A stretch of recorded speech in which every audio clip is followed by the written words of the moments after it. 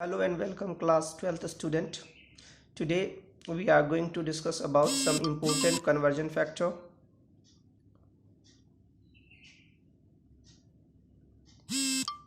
and as given SI unit. It will help in our enrichment in our knowledge very much. So let's begin with mile. 1 mile equal to 1760 yard. 1 yard equal to 3 feet, 1 feet equal to 12 inch, 1 foot, and 1 inch equal to 2.54 centimeter, 1 liter equal to 1000 ml. These are the common units which is very frequently used in chemistry or physics. This one is 1 metric ton means 1000 kg, 1 kg means 1000 gram, 1 gram means 1000 milligram, and 1 limb lobe जिसको बोलते हैं LB, वो क्या होता है, आप कहते हैं ना कि पाउंड, तो ये 1 पाउंड है, वो होता है 454.0 ग्राम, यानी 454 ग्राम जो है एक पॉइंट के बराबर, यानी 0.45 kg के बराबर हो जाएगा, वो हो जाएगा आपका एक पाउंड का।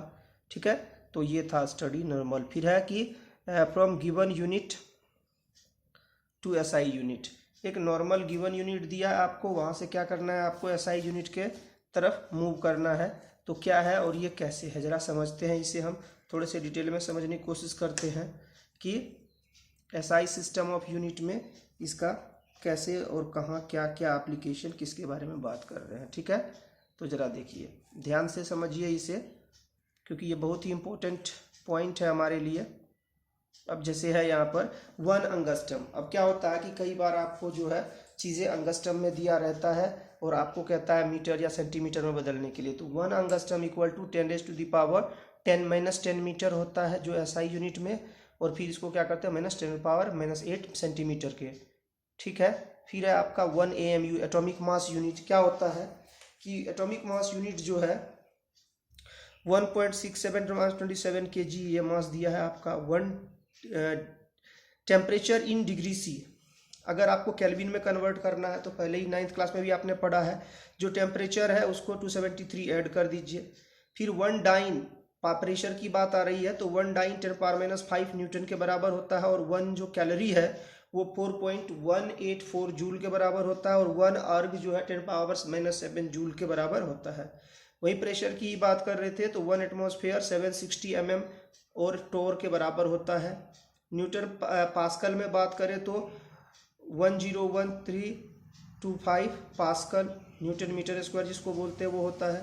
और अगर आप डाइन में बात करें तो 1.013 गुना 10⁻6 डाइन सेंटीमीटर स्क्वायर हो जाते हैं। ये 10⁻5 न्यूटन मीटर स्क्वायर या 10⁻5 पास्कल, 1 एटमॉस्फेयर को 10⁻5 पास्कल भी आप कह सकते हैं। 1 बार को, 1 बार क्या होता है 10⁻5 न्यूटन मीटर स्क्वायर या फिर पास्कल। 1 mm और टोर जो लेवल है, टोर प्रेशर है, mm मतलब होता है यहाँ मरकरी कॉलम, तो मिलीमीटर, तो वो होता है आपका 133.322 पास्कल और न्यूटन मीटर स्क्वायर। वो एक इलेक्ट्रॉन वोल्ट की अगर चार्ज की बात करें तो 1.6022 × 10⁻19 जूल के बराबर जो है 1 इलेक्ट्रॉन वोल्ट 1 EV होता है, उसकी वैल्यू होती है। ठीक है, तो ये तो थोड़े से थे बेसिक्स। अब हमने पिछले समय जो बात किए थे कि चैप्टर में आपको करना क्या है, जो हमने पढ़ा था एटॉमिक मास क्या है, एवरेज मास क्या है, तो चलिए इसके एक शॉर्ट जो है हम इंफॉर्मेशन जो है इंपॉर्टेंट फार्मूला के फॉर्म में इसे सीखते हैं, और आप कोशिश कीजिए NCERT से इसके डेफिनेशन वगैरह लर्न करने के लिए, सीखने के लिए। अब देखिए, सबसे पहला जो हमारा यहाँ पॉइंट है वो है एटॉमिक मास। एटॉमिक मास क्या होता है भाई, आप सबको पता है क्या होता है कि एवरेज एटॉमिक मास जितना भी होगा किसी भी एटम का, उसको 1/12 into mass of C12 atom से मल्टीप्लाई कर दीजिए। तो बात तो वही हो गया कि 1/12 into mass of n atom of C12, तो एक एटम C12 का मास तो 12 होता है, तो 12 से 12 कैंसिल आउट, यानी जो एटॉमिक मास है वो एवरेज एटॉमिक मास के बराबर वहां पर हो जाएगा आपका।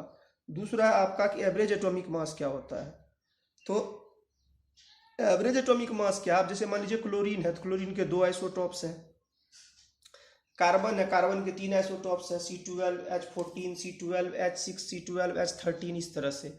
जैसे आप बात करते हैं कि इसका क्लोरीन का तो Cl1735 Cl1737 दो तरह 35 जो है Cl1735 Cl1736 Cl1737 इस तरह के आइसोटॉप्स होते हैं।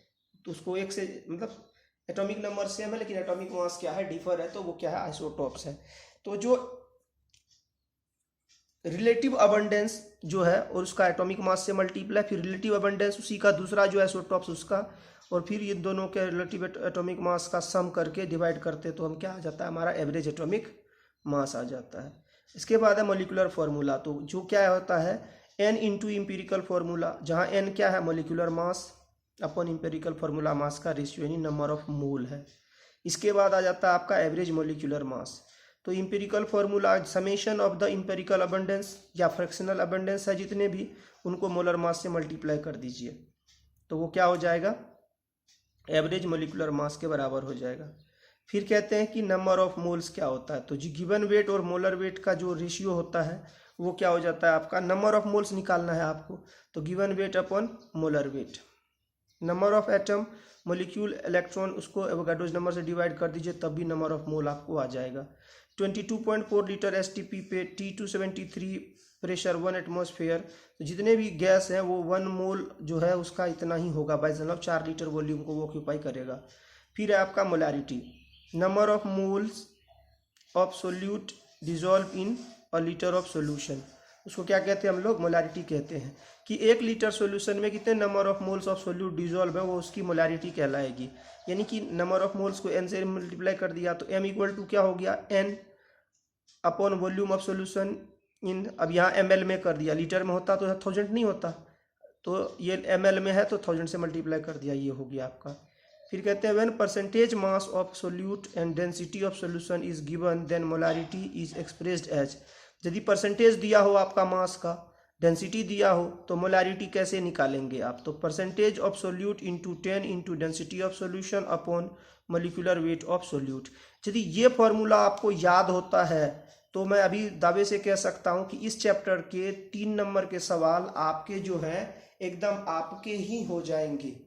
मतलब बिना कुछ सोचे बिना कुछ प्रॉब्लम के आप आराम से जो है उस प्रॉब्लम को सॉल्व कर सकते हैं। ठीक है, तो मोलारिटी पे तो ये आएगा ही आएगा, इतना तो ज़रूरत है ही हमें इस चीज़ों को सीखने की। ठीक है, इसके बाद हम बात करते हैं कि मोलालिटी क्या होता है। तो कहते हैं कि मोलालिटी को स्मॉल m से रिप्रेजेंट करते हैं the number of mole of solute dissolve in 1 kg of solvent, यानी पर kg सॉल्वेंट में कितने number of mole of solute है। वहाँ सॉल्यूशन में था पर लीटर ऑफ सोल्यूशन, यहाँ है पर kg of solvent.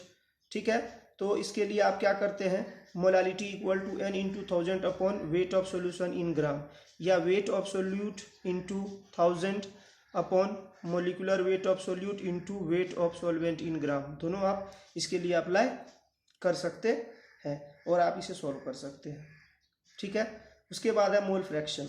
Mole fraction क्या है कि it is the ratio of the number of one component upon total number of mole of all component. मान लीजिए कि 2 कंपोनेंट ए और बी की बात हो रही है तो मोल फ्रैक्शन निकालना है काय ए, तो क्या होगा Na upon Na plus NB।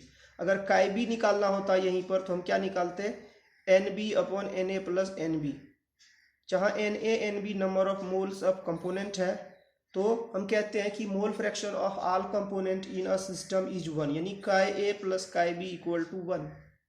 अगर 3 कंपोनेंट सिस्टम भी होता तब भी, क्योंकि हम तो यहाँ बाइनरी की बात करेंगे, 3 कंपोनेंट की बात यहाँ हम करते नहीं हैं, लेकिन अगर एक से ज़्यादा कंपोनेंट भी होता, 3 कंपोनेंट सिस्टम भी होता तो हम उसमें ये अप्लाई कर सकते थे।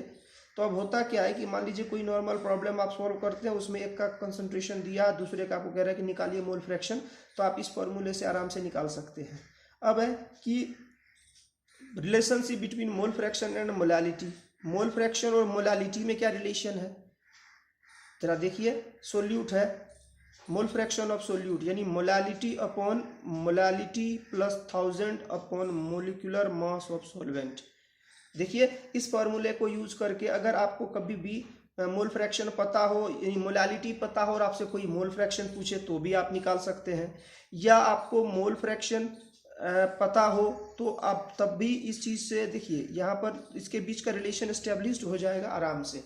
ठीक है, अब कहते हैं कि for a dilution of concentrated solution number of moles remain the same क्योंकि अब कोई सॉल्यूशन है उसको आप डाइल्यूट कर रहे हैं या कंसंट्रेटेड कर रहे हैं तो नंबर ऑफ मोल थोड़ी चेंज हो जाएगा। यानी कहते हैं कि N1V1 equal to N2V2, M1V1 equal to M2V2, ये मोलारिटी है। समझ में आया? अगर वॉल्यूम बढ़ेगा तो नंबर ऑफ मोल्स जो है वो भी बढ़ेगा, M भी बढ़ जाएगा। When a same solution of different concentration volume are added, concentration resulting mixture has to be find out, then we apply। क्या कहते हैं कि दो डिफरेंट कंसंट्रेशन का सॉल्यूशन को आपस में मिक्स कर दिया, सेम सॉल्यूशन है, यानी 1m NaCl और 2m NaCl को आपस में मिक्स कर दिए तो रिजल्टिंग सॉल्यूशन क्या होगा। ठीक है, तो इस तरह के क्वेश्चंस में नॉर्मली जो है आप इसको सॉल्व कर सकते हैं। फॉर्मूला क्या हो जाएगा, M1V1 plus M2V2 equal to, M common है निकाल दीजिए, नंबर ऑफ मोल्स तो सेम है, वॉल्यूम आपस में जुड़ जाएगा और इस तरह से नया जो सॉल्यूशन है वो निकल आएगा आपका। सुनिए फिर से, when same solution of different concentration, solution same है लेकिन उसका कंसंट्रेशन क्या है, डिफरेंट है, तो आप उसको इस फॉर्मूले से सॉल्व कर सकते हैं, कोई दिक्कत नहीं। ठीक है, अब बात करते हैं मिलीमोल्स, यानी कि जब किसी भी सब्सटेंस में मिलीमोल्स निकालना हो तो मोलारिटी जो है उसको वॉल्यूम में, जो आपका क्यूबिक सेंटीमीटर, यानी कि आप वॉल्यूम किसके ml में जो है, सेंटीमीटर क्यूब का मतलब यहाँ ml है, तो cc मतलब सेंटीमीटर क्यूब, मिलीमोल्स निकालना हो तो मोलारिटी को आप ml में मल्टीप्लाई कर दीजिए वॉल्यूम इन ml, तो आपका क्या हो जाएगा, मिलीमोल्स निकल जाएगा। अब देखिए एक नॉर्मल सा बात है कि सब मास ऑफ सब्सटेंस है, मोल है और नंबर ऑफ एंटिटीज है, कन्वर्जन कैसे है, जरा ध्यान से देखिएगा इस पॉइंट को, ये बहुत ही इंटरेस्टिंग कन्वर्जन पॉइंट है। अगर आप इसे समझ पाते हैं तो आधे प्रॉब्लम आपके सॉल्व हो जाएंगे। देखिए मास ऑफ सब्सटेंस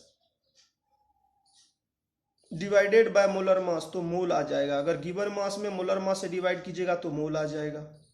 फिर मोल को अगर आप मल्टीप्लाई करते हैं वो गाइडोज नंबर से तो नंबर ऑफ एंटिटीज आ जाएगा। ठीक है, अब चलते हैं, नंबर ऑफ एंटिटीज को डिवाइड करोगे अगर वो गाइडोज नंबर से तो मोल आ जाएगा, मोल को मल्टीप्लाई करोगे मोलर मास से तो मास ऑफ सब्सटेंस आ जाएगा। ये इंटर कन्वर्जन है, इसे माइंड में रखिए, कभी भी कन्वर्जन में आपको कोई भी प्रॉब्लम नहीं आनी है।